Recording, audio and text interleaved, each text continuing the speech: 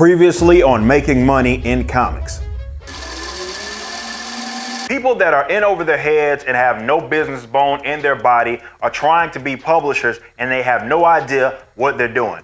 This has caused extremely late campaigns and unfulfilled promises. Worse, some now have access to more money than they've ever seen in their lives, and they end up spending it on everything else but the project. Comics are operating on an old, broken, and archaic model. Unfortunately, some people offer input on things they're completely ignorant on, which brings me to my first point. Stop listening to your favorite comic book creatives when it comes to business. Everybody can benefit from at least somewhat understanding how much things cost and being able to put that into perspective. Making money in comics means creating for an audience of buyers. It ain't a charity, and you need to start treating it that way.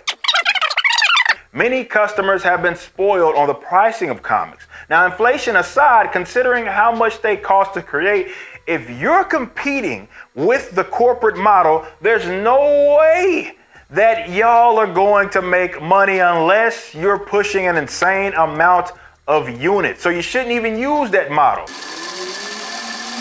This is extremely important and why you shouldn't just mimic people for the sake of doing it. If you are like us, your comics are your primary product. It's what you eat off of. Others, though, definitely the big dogs, treat it like it's a loss leader because they have several other branches and revenue streams, and that's how they can make money. It's a way to, let's say, get the word out for some companies, and they go into it expecting to lose money. You can't do that. At their volume. You don't print at their volume. You're not connected to some multi-million-dollar or billion-dollar corporate entity. You're playing by a completely different set of rules, and you shouldn't go broke trying to mimic their model. In all honesty, there's a lot of folks trying to eat off of one comic book, and there isn't enough money to go around. At the market, maybe you're trying to get your foot in the door. You're trying to see what the actual gauge is. I can empathize with that, and I understand it because then you're like, it's worth taking that loss.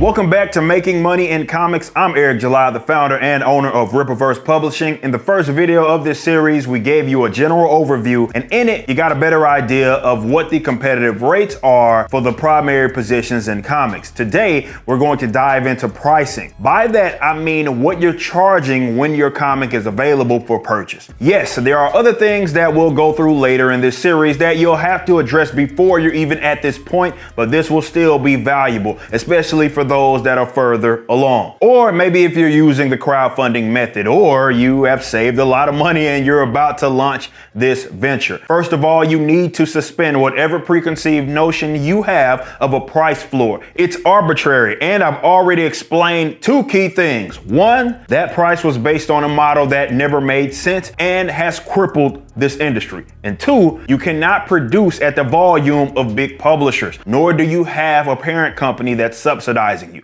So do not base your price off of others playing a different game than you are. In order for you to determine the price of your comic, you're going to have to assess everything before you put the book up for purchase or backing. Some of this is going to sound like common sense, but the first thing you must consider are your own aspirations. What is the point of this book? Is it a passion project? Are you just hoping to get a couple of readers and aren't really expecting to make money off of this because you can afford to lose it? Well, then you can charge less. However, if you're hoping to expand and create more material that's centered around that book, then you're going to need to profit. In that case, you're going to need to charge more in comparison to what a passion project is charging. Either way, you need to humble yourself. There will be risk associated with this, and there's no guarantee that you're going to make money. That doesn't mean you can't be smart in your investment. So assuming that you want to at least break even or profit, here's what you need to consider. Production costs are the obvious thing to consider when pricing a product. Comics are not cheap to produce. If you're just getting started and have no real enthusiasm behind your project, don't shoot for the stars quite yet. Maybe shoot for something between 20 or 40 pages. Go watch part 1 to see what the competitive rates are for each job, but you're more than likely doing the writing or artwork yourself. So let's say you made a 30-page comic to gauge this market. Based on the numbers that I gave you, a writer is getting $3,000, a colorist is getting $3,000, a penciler and an inker is getting around $9,000. So that's an over $15,000 project, especially once you start including those other jobs like the letterer. Sure, you can get people to do it for cheaper, and maybe that does make sense. Just remember, you get what you pay for. And this all goes back to your aspirations. If you're not trying to make money and you're treating this as more of a proof of concept, you can find amateur artists that will do it for cheaper. And that's not to say that they're going to do a bad job, but understand that the audience will pick up on this if they do. It's going to be difficult to convince people that you're serious if you took visual shortcuts. So think very hard about what it is that you hope to accomplish with this product. Yes, if you're crowdfunding, the expectation is that you're going to use the money to complete the project. That's extremely helpful for those of you that have no capital. But to complete that project, the price is still the price. You've assessed what your aspirations are and have a rough estimate of what it's going to cost to produce it. Please, for the love of God, start considering fulfillment before you start selling your project or launching a crowdfund. Not doing so will cause you to maybe underprice your product, and even if you had a successful campaign, you'll be in the red. And that's because you refuse to consider getting the product to customers. So start getting estimates of your shipping options and supply costs so you can charge the customer accurately. Also consider if you're going to do it yourself or you're going to use a 3PL for fulfillment. If it's the latter, you're going to have to pay per package. Again, refer to the previous video. Some would say, well, just do digital comics to try to mitigate that. Sure, you can do that. But you have to understand this. Digital comics do not dominate this space. Yes, people buy them, but they don't dominate the space. And you've opened yourself up to piracy even more than you would if you just put the book out traditionally. So be cautious if you're committing to that. Printing costs will, though, be a major factor, and it's going to be determined by how many units you need. Looking at what other people pay for their products isn't completely useless.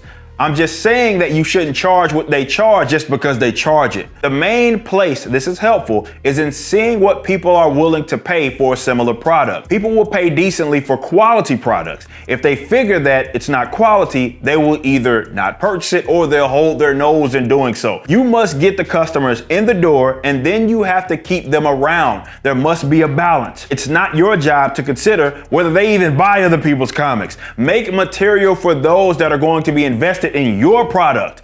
On the other hand, do not try to get every last dollar out of them with an individual purchase. The last major thing to consider will be the number of units you think you can sell. This is where you have to be extremely honest with yourself. And it's not easy to assess this. I will say that it's better to set a low bar than a higher one. Going back to those prices I threw out there earlier, and that's a 30-page book, you're over $15K in the hole, like I said, and that's not including printing or fulfillment. If you sold 1,500 copies at $10, you'd only be able to cover the production of the art. If you sold it for $12, you'd need to sell 1,200 copies or so. You see where I'm going with this? You've got to crunch the numbers. On top of that, you have to be honest with yourself. Selling even 1,000 copies ain't easy. So as a recap, before you even put your book up for sale, consider the following. Assess your aspirations. Figure out how much you're going to spend on production and fulfillment. Then do your best to guess the minimum amount of units that you can sell. Then just do the math. It won't be exact. It can't be exact. But it's better than going in blind and setting a completely arbitrary price. If you only think you can sell a certain amount of units, then maybe your price needs to be reflective of that. But at some point, it's going to be diminishing returns. Is it even worth doing it? And then you really have to be honest with yourself. Should you even be trying to publish your own book?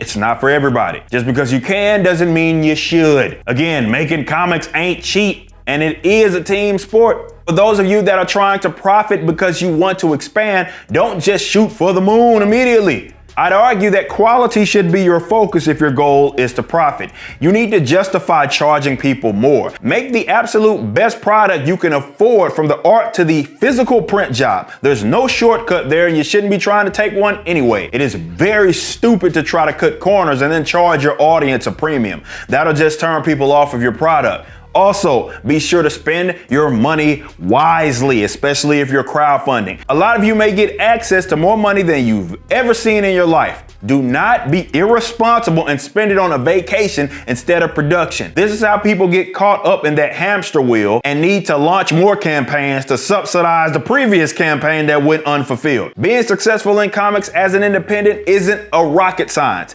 but it's not for the faint of heart, and there's some harsh realities that are associated with it. A lot of people want to do art for art's sake, and that'll leave you broke and miserable. Others think that they're owed support just because they did something, and that's not how it works. But a lot of these problems could at least be somewhat mitigated if people just considered everything before they took that leap. Stop flying in blind, especially when it comes to the price of your product. Prepare yourself, and it'll save you a lot of heartbreak and a lot of money.